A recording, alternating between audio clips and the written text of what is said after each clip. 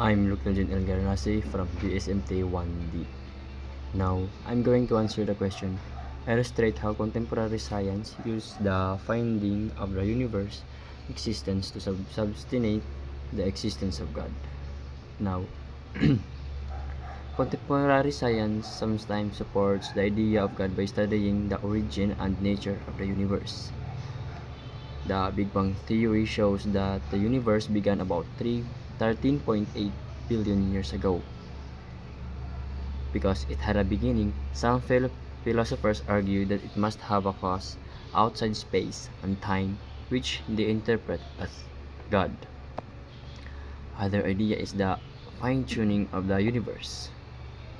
Many, many physical constants like gravity and the expansion rate of the universe are very precise.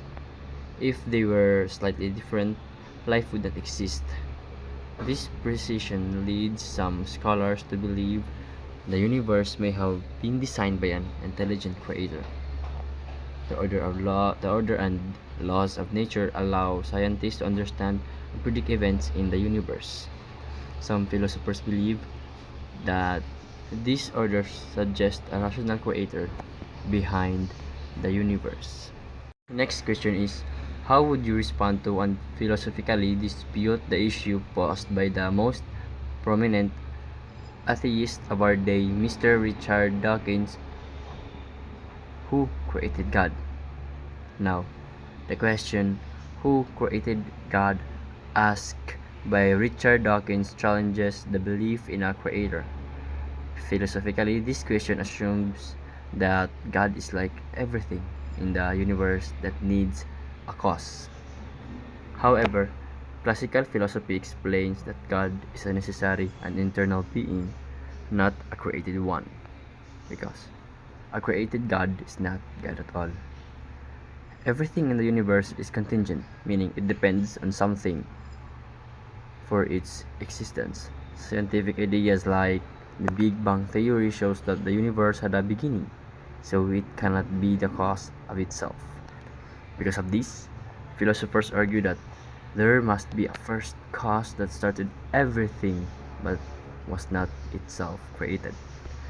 Philosophers also point out that Dawkins' question may misunderstand the concept of God in classical theism.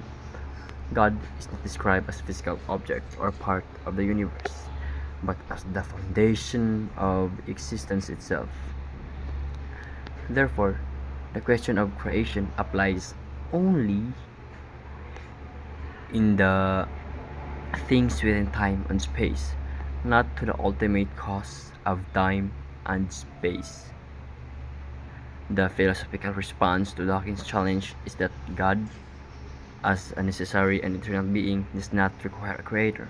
While everything in the universe may require a cause, the ultimate explanation of existence must be something uncaused and self-existent, which classical philosophies identifies as God.